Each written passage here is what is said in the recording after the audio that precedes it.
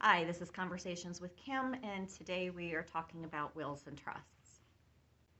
The biggest question we get is who should have a will, and the basic answer is everybody.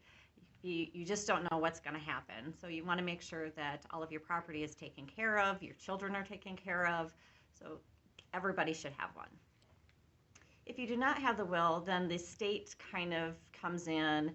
They don't take your property, but what can happen is now somebody in your family's got to petition the court to be the person responsible for taking all of the actions to deal with your estate, your children, your property, anything of that nature.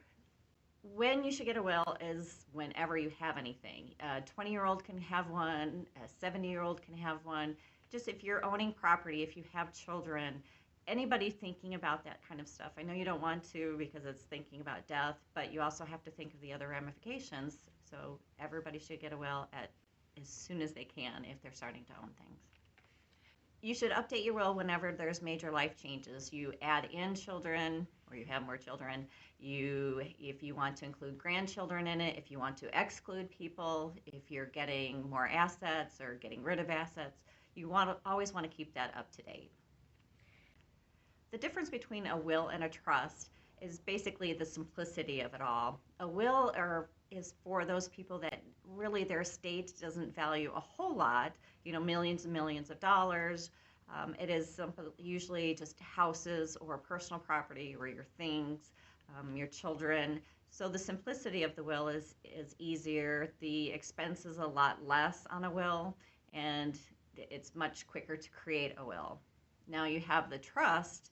A trust is its own little entity. So it's kind of like you're creating a business or something of that nature. And you now no longer own your property as an individual. Your property is then transferred into the trust. So if I owned property myself and I made a trust, the trust of Kimm would now own that property, and then the transfers would be done through them.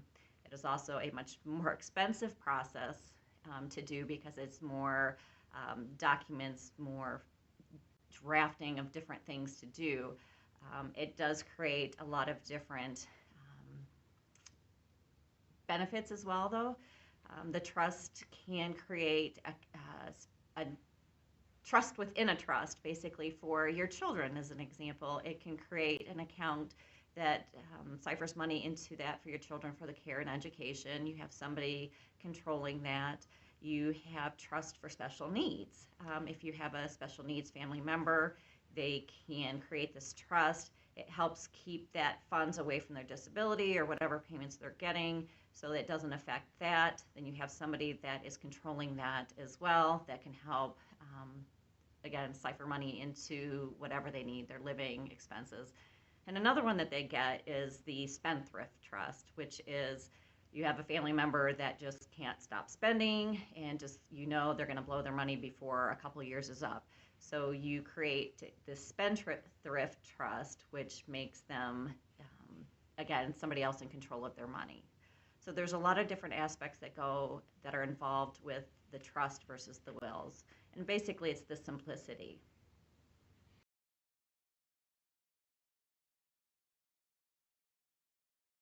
When you're deciding between a will or a trust, the best thing is to talk to an attorney because there's so much going on. There are documents that you need, deciphering what you're going to do with your children. So when you have those questions, obviously talk to an attorney. You can call my office, 517-797-6021, or you can email us at office@kbergerlaw.com.